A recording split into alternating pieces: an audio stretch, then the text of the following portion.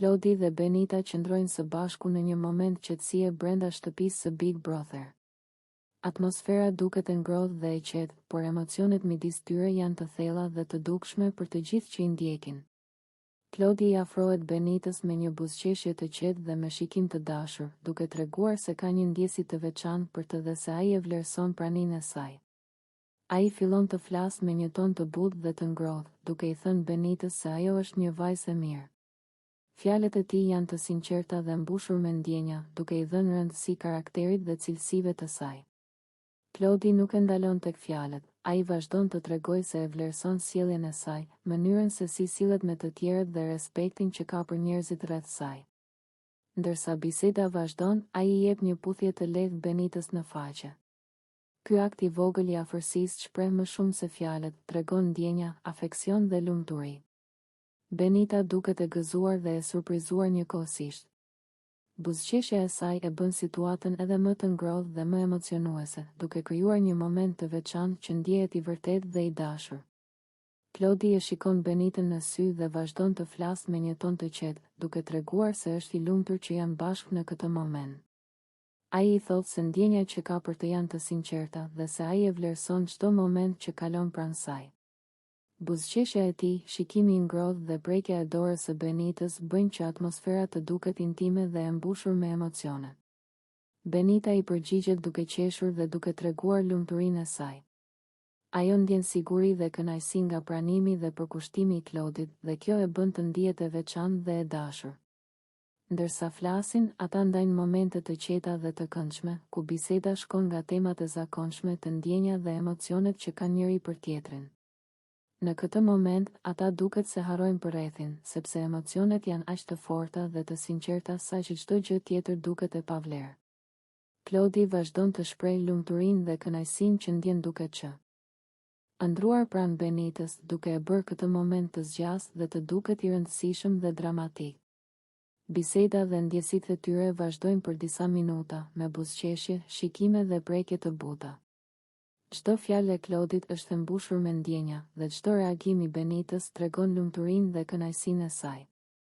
Ky moment i ndarë, i qetë por i mbushur me emocion, krijon tension pozitiv dhe afërsi që mund të zgjasë për minuta të tëra. Në fund, Klodi qëndron pranë Benitës, duke treguar se ajo është e rëndësishme për të dhe se lumturia e tij lidhet me praninë e saj. Ky moment dramatik, i ngrohtë dhe i mbushur me dashuri, zgjasin për më shumë se 5 minuta, duke i dhënë video një intensitet emocional të fortë dhe të qëndrueshëm. Debati midis Klodit dhe Elionës nis në një moment tensioni, ku emocionet janë të larta dhe secili përpiqet të shprehë mendimin e vet. Klodi qëndron i qetë në fillim, por fjalët e tij marrin një ton të fortë dhe vendosmëri, duke bërë të qartë se ai nuk po e thot lehtë atë që mendon. Ai shikon Elionën dhe fillon të flasë me një ton të prerë dhe të ashpër, duke thënë se pëlqimi i saj për të duket shumë fallto. Ai nuk ndalet vetëm me këtë. Klodi shton se, sipas tij, Eliona po luan lojë me ndjenjat e tij dhe të tjerëve. Ai argumenton mendimin e tij duke u bazuar në disa situata që kanë ndodhur më parë, ku veprimet e saj dukeshin të orientuara jo nga ndjenja të sinqerta, por nga strategji dhe lojë. Klodi përdor tone të ndryshme të zërit për të nxjerrë në pa seriozitetin e situatës, ndonjëherë i qetë dhe mendues, ndonjëherë i lartë dhe i ashpër për të treguar zemërimin e tij. Eliona reagon menjëherë. Ajo nuk mund të heshtë dhe i përgjigjet me një kombinim zemërimi dhe trishtimi. Ajo thotë se nuk është e drejtë të supozohet që ndjenjat e saj janë fallto, dhe se ajo po e shpreh atë që ndjen në mënyrën më të sinqertë të mundshme. Por Klodi nuk e lë këtë të qetë. Ai vazhdon të argumentojë se disa gjeste dhe mënyra se si ajo sillet tregojnë se ndjenja e saj nuk është e sinqertë dhe se ka një qëllim të fshehtë. Biseda vazhdon për disa minuta me shkëmbim fjalësh dhe tone të larta. Klodi e përsërit disa herë se ndjenjat e Elionës duket se janë fallto dhe se po bën lojë, duke i dhënë një thellësi dramatike situatës. Ai përshkruan disa momente specifike kur ajo veproi në mënyrë që ai e perceptoi si manipulim ose strategji, duke e bërë debatin të duket i gjatë dhe i tensionuar. Eliona përpiqet të mbrojë veten, duke treguar emocionet e saj të vërteta dhe duke shpjeguar se nuk ka qëllim të luajë lojë. Ajo ndjen një përzierje midis mlefit dhe trishtimit, duke u përpjekur të bëjë të qartë se nuk ka asnjë arsye për të dyshuar tek ajo. Por Klodi nuk e lejon situatën të sohet. Ai vazhdon të përdor fjalët e tij për të bërë të qartë se ai nuk beson dhe se do të shohë çdo veprim të saj me dyshim. Gjatë gjithë debatit, atmosfera është e tensionuar. Shikimet, heshtjet e shkurtra dhe gjestet e dorës shtojnë dramatizmin. Çdo fjalë e Klodit duket e rëndësishme dhe çdo përgjigje e Elionës ka pasojë në mënyrën se si situata evoluon. Audienca ndjen emocionet e forta dhe intensitetin e situatës, duke e bërë debatin të zgjasë më shumë se disa minuta normale. Në fund, debati nuk mbyllet me një pajtim. Klodi mbetet i vendosur në qëndrimin e tij, duke e parë pëlqimin e Elionës si falltho dhe duke theksuar se nuk do të besojë derisa të shohë prova të tjera. Eliona, nga ana tjetër, mbetet e lënduar dhe e mërzitur, duke shfaqur emocionet e saj të vërteta dhe duke treguar se nuk kaloi, por ndjenja të sinqerta. Ky moment mbetet dramatik dhe emocional, duke krijuar një tension që zgjasin për minuta të tëra dhe e bën bisedën të përshtatshme për një video më shumë.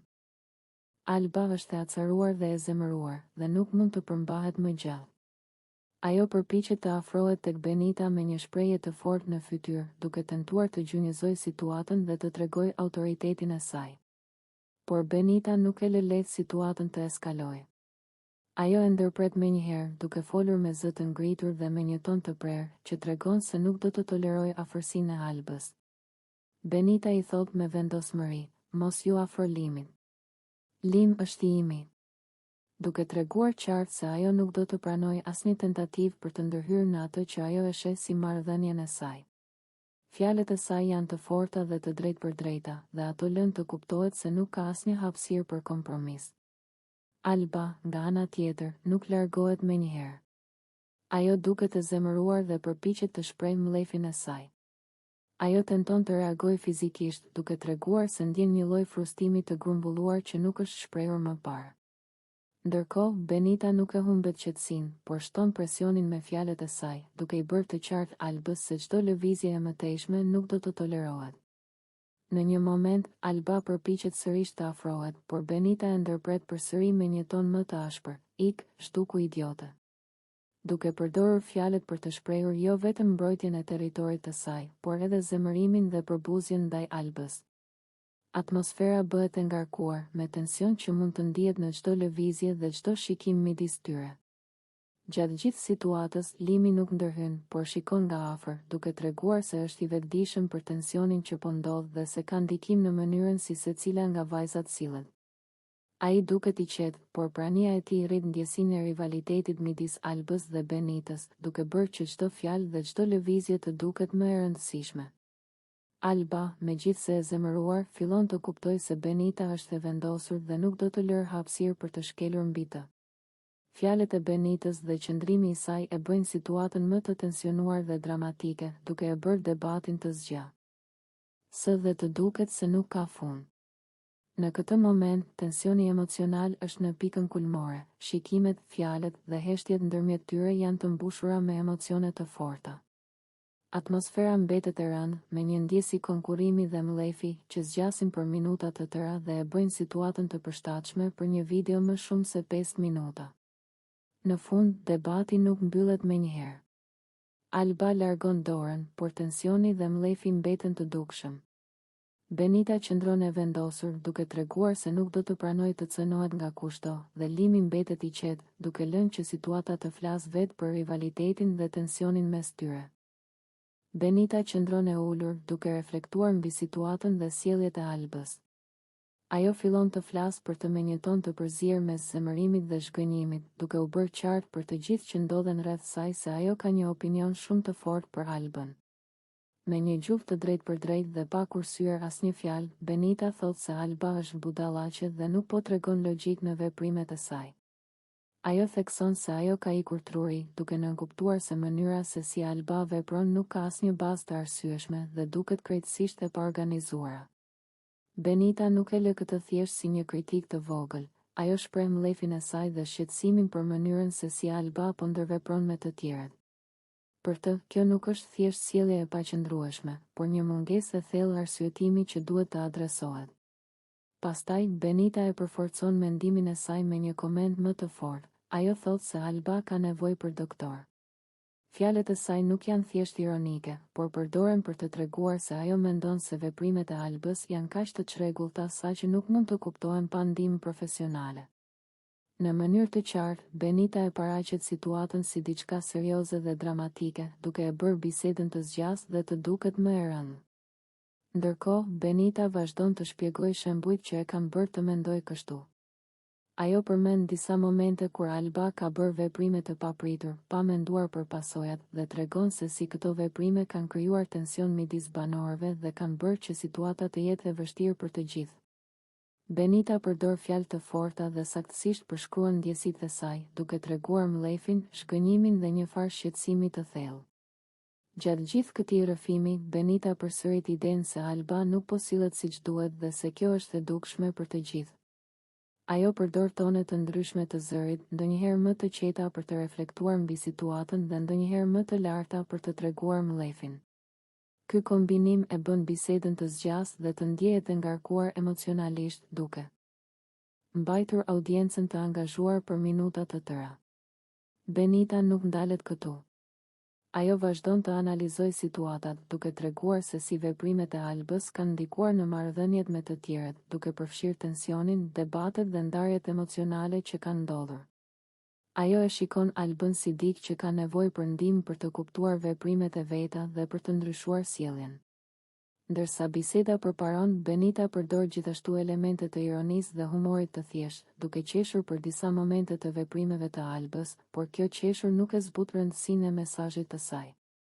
Ajo përsërit fjalët kryesore: budallaqe, i kurtruri dhe ka nevojë për doktor, duke e bërë bisedën të duket më dramatike dhe duke i dhënë audiencës një ritëm të qëndrueshëm për një video që zgjatet më shumë se 5 minuta. Në fund, Benita qëndron e vendosur në qëndrimin e saj. Ajo duket e qetë, por e vendosur dhe e sigurt për mendimin e saj. Fjalët e saj mbeten të forta dhe emocionet e saj të përziera mes mllëfit të